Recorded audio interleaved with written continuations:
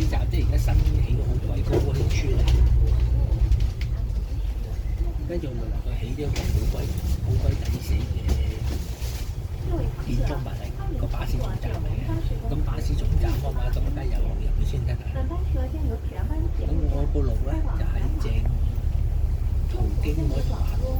咁第二個街係唔揾使啊！如果冇交通燈嘅話，十使都唔使支出去。你講緊邊度啊？唔係原來觀塘對哦，你行咗入去睇啊？唔係啊，巴士經過睇到啦。佢整好咗條路嚟㗎。